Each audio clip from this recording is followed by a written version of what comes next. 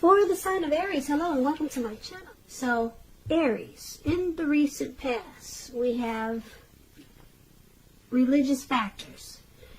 And this card says your love life is influenced by your religious upbringing and spiritual path. And religious factors is paired with valor. And on the flip side, it says be courageous.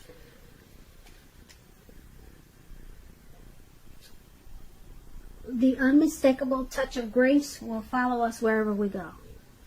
So in the recent past, for some of you Aries, you have to be strong, you have to be courageous, because you kind of like walked a different path than your peers, or maybe a lot of people that you hung around, or you're just on a different path. You were more spiritually grounded than a lot of people that you knew. Your religious, it played a large part in how you lived your life and your dating and your love life. So there were things that you could and could not do, or things that you tried to stay away from because you had boundaries. You had, you wanted to follow your spiritual, you wanted to stay on your spiritual track, put it that way. You didn't want to fall off of your religious beliefs maybe, so you had boundaries. So with this, you needed to be really strong and courageous. That's what valor is all about. And as long as you knew that you kept that strength, the touch of grace would have followed you wherever you went. So valor and religious factors, they played a large part in the recent past for a lot of you Aries.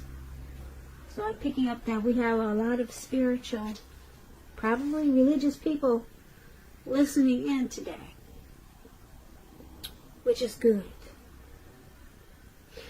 So that's for the recent past for some of you Aries. Now let's move on over. Why don't we take a look at the present time? We have the Lovers card, and we also have the Queen of Swords. Now the Lovers card, it's associated with the astrological side of Gemini, the twins. It's possible when this card appears in a reading, as it is, that you'll be feeling really ambivalent about a relationship or a situation in your life towards the end of March. It could be that your heart is telling you one thing and your head is telling you another. Basically, when you get the Lovers card, the thing to do within your bounds and morality is to follow your heart. Some people say that there are only two modes that any of us operate under at a time, and that's either fear or love. So it's showing that when you get the Lovers card, it's safe to choose love. When the Lovers card talks about love and relationships, it usually means this is the time that is likely to bring love in big, bold, capital letters to the center stage of your life. This is either a new relationship, or it could be a powerful return, rebonding of an ex, of an old one. Either way, you're going to be really happy about how romance is going. And others will notice that you're glowing. This is serious stuff when you get the Lovers card. It could mean in a new relationship where you're meeting each other's family and talking about forever. Again, remember to share your joy around those who need it. Life is going to feel really blissful to you towards the end of March. Could be towards beginning of April. But the Lovers card is it's a very beautiful, beautiful experience. It's paired with the Queen of Swords. Now the Queen of Swords, it can point to a woman in your life. This can be a woman, she's not to be trifled with. She carries her sword really strong and proud. Just like you see in the picture.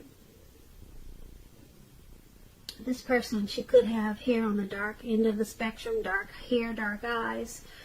But it could go either way. And keep in mind, if this is not a person coming towards you or a person in your life, it's pointing to you having a need to be forceful and honest in some situation just to get your needs met. You probably will be feeling like you need to put your foot down. The Queen of Swords, it indicates that your instincts are going to be serving you really well, really well. You already know what it is that you already know what it is that you need. So you're just going to have to go after it. Like I said, this Queen of Swords, it's about a very forceful energy. And a lot of people will find you abrasive if this is you. Now, when the Queen of Swords talks about love and relationships, when it comes to love, the only caution is to beware of the impulse to be too forceful. You probably heard the saying that you get more bees with honey than you will with vinegar. Well, there is some truth to this. Also, you can look at the Queen of Swords as maybe a mother or a mother-like figure that wants to interfere in your relationship, whether she means to or not. So you might have to figure out where your boundaries lie with this person and let her know. So that's another example of the Queen of Swords. So Aries, for your present time, Lovers and Queen of Swords,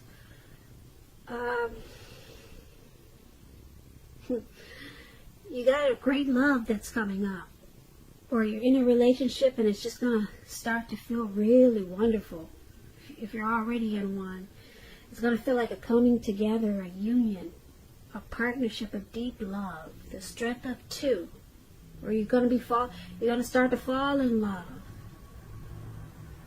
Or if you know this love thing never happens for you, you're going to find that you're going to have some type of good opportunity coming towards you by the end of the month in April. The Lovers card is really big, really big. But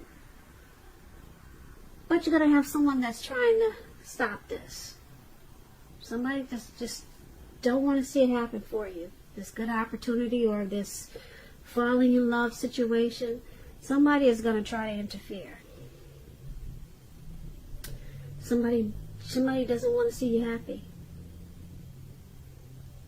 So you got to look out for that and be careful about who you let into your world. Don't tell people everything, because everyone may not be as happy for you as you are. So just take that as a warning, this Queen of Swords. So that's for your present time. Now let's take a look at the person you're dealing with, how they see you. They see you as the Seven of Swords, and they also see you as a Four of Swords. Seven of Swords. You all probably know about this card. A lot of people call it the Stalker's card. It can point to someone who's behaving with less than ethical intentions. It can mean prying into someone's life where you don't belong. If you sense that someone is spying on you, Aries, you're probably right. And if you're tempted to dig through someone else's life, unless it's that of your minor child who is giving you cause for concern, you might want to resist the impulse. Because we all know that everyone deserves privacy. When the Seven of Swords talks about love and relationships, if you're committed, it's a clear message that trust is crucial. And if you're feeling suspicious for some reason about your partner, you're going to have to make a point to talk. Talk about it even if it's difficult. Because if you think being passive-aggressive if you think passive-aggressive works, just know it doesn't. It's only going to make things worse. And if there's some single Aries out there listening, and you get the Seven of Swords, and you're looking for love or a relationship, you could meet someone towards the end of this month. And this person will be very interesting. Very interesting. But you need to try to avoid appearing as though you're not interested in a relationship, because prospective suitors, they will move on to someone who's more engaging. So strive for balance. So this is how your person is seeing you, like the Seven of Swords. They see you as possibly using some type of strategy in this connection, being manipulative, maybe playing some type of game, playing games in this connection, possibly spying or stalking them. You wait until they go to bed at night and check their phones. Maybe they know you're doing this. Aries, is that you? Something sneaky, okay? That's how they see you. And they also see you as this Four of Swords. Now, the Four of Swords, when it comes to love and relationships, you're probably feeling disconnected. So just know that if you do start to feel this way, it's important to let your partner know what's going on inside. Just remember that your feelings, they're your own. So it's not necessarily their job to try to make you feel fabulous and great all the time. It may be that you simply need some time apart. So don't hesitate to take it. And if you're looking for love, now is probably not the time to push. You'd probably be better off getting very, very specific about exactly what you're looking for in a relationship. Because there will come a time when you will meet someone, and that time is probably not now. Not now with this Four of Swords. But there will come a day.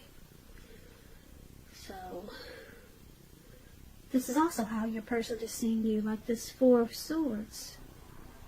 They see that you need probably some type of rest and renewal after some type of struggle.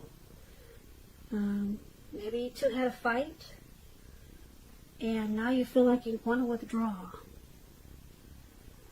So maybe they found out you were using some type of manipulation, or they feel like there were too many games in this connection.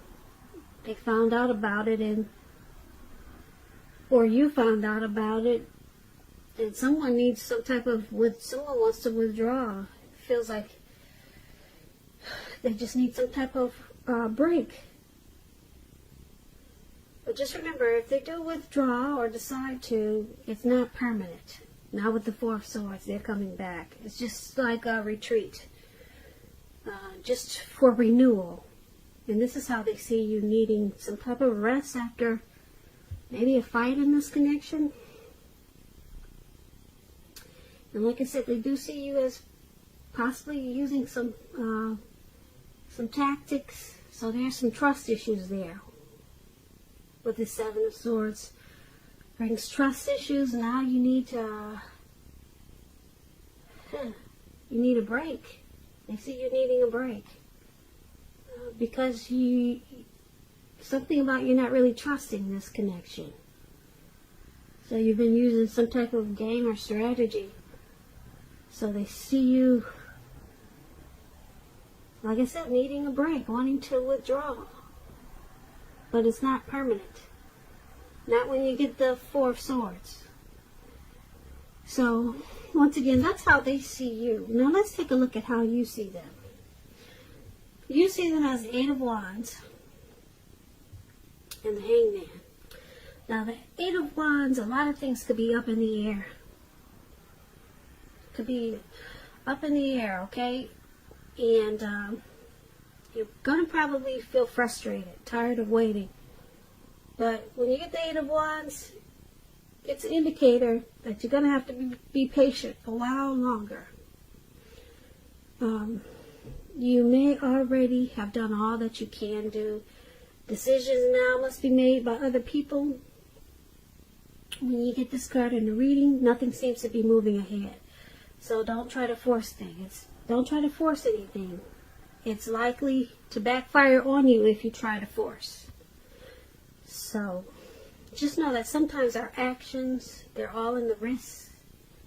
And all you could do is put your best out there and see where it lands. You put your best out there, now you just have to wait.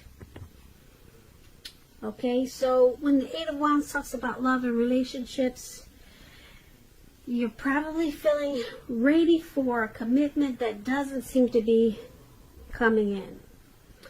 Again, you cannot push someone before they're ready. You cannot get your needs met by force.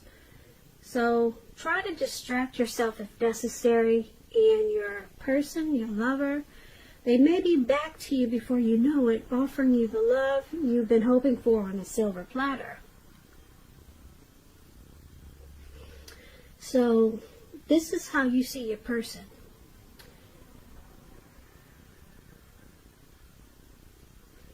You see that they may have something that they want to say or do really fast, but it's just not happening yet. You see them wanting to probably communicate, talk to you about something. There's something that they want out of this connection, but it's not happening fast enough. So you see them as just waiting for something to happen, but it's just not coming in as fast as they would like for it to. So you see them as impatiently waiting. That's the word. There, you see them as impatiently waiting for something. I don't know, maybe waiting for you to pop the question, waiting for you to come around to something. Who knows what it is? You would know that. But they're being really impatient, and you're tired of waiting, and that's how you see them. Now, you also see them as a hangman. Now, the hangman is about letting go. For example, letting go of an unattainable lover. It brings about the possibility that someone that you can be with will be there for you. But that's only one example. You may need to let go of a particular kind of relationship as being the only way you can be happy. And if you're in a relationship and you get this hangman, that relationship could be at a crossroads. And if you think the relationship is fabulous, you're going to need to make sure to find out where your partner's head is. Because the crossroads, like I said, it's about the hangman is about being in a crossroads, kind of like with two options, in or out, up or down, yes or no. You could find yourself wanting to do something, but having no idea what it is or how to do it. So you may need to let go of attempts to control life situations, things, people. So this is how you also see your person, at a crossroads, needing to let go maybe of a particular vision that they have stuck in their head of how something should be or how this relationship should be. Let go of something. Maybe they need to let that go so that they're not confused. You see them as confused and just waiting on something to happen, and they're tired of waiting. So they're stuck in their head and they're frustrated of waiting. So this confusion is causing them to feel like they need to let something go, or keep it, or go in or out, up or down, yes or no. They're confused. You see them as confused. and they're just tired of waiting on something dealing with this connection. Once again, that's how you see them, this Eight of Wands and the Hangman. And let's talk about why it's happening. It's happening due to the Four of Cups and King of Swords. Now, the Four of Cups is about wishful thinking. It warns us to remember to pay attention to what is now, count your blessings we each currently experience, and not to worry too much about what could be. Because it's really easy to overlook what we already have in pursuit of what we don't have. So make sure that you remember, Aries, to count your blessings. Don't spend too much time in self-pity or wishing your life away, because a lot of life has to do with where we put our focus. So put your focus on things and people in your life that you have to be thankful for. When this Four of Cups talks about love and relationships, you just basically need to look really hard at yourself as to whether you're being realistic when it comes to love.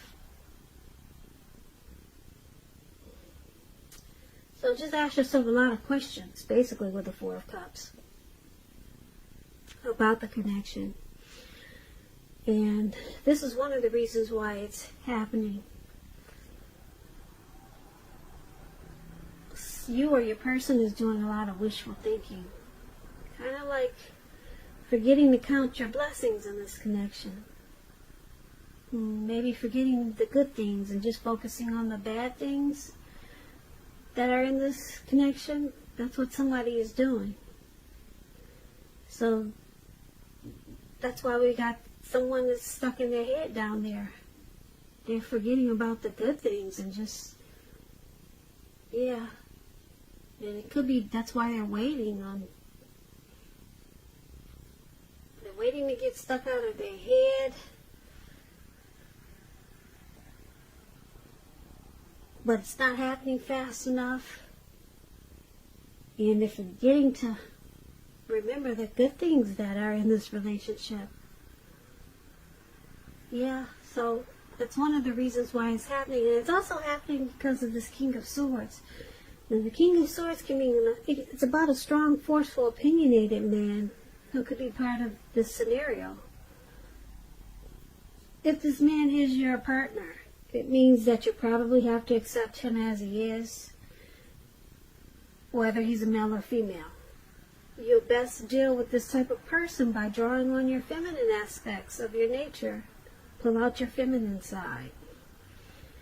But make sure you don't put up with being mistreated. Because when you get the King of Swords, this is a type that can be stereotypically manly and overstepping his bounds. Yeah, the King of Swords, they consider this card the narcissist card. They usually use their head over their heart. They're very forceful type of people. So, this is another reason why it's happening. You got someone in this connection that's not being grateful for maybe the little things that are so sweet in this connection. And then you got someone that's probably a bit arrogant, very forceful. And so therefore you got someone stuck in their head with this hangman, and they're confused. And they're probably waiting for things to change, but it's just not happening fast enough. That's why you have the Eight of Wands in the air. And then they see you, Aries, as using some strategy, manipulation, maybe spying. And so that's causing this Four of Swords with the anxiety down there.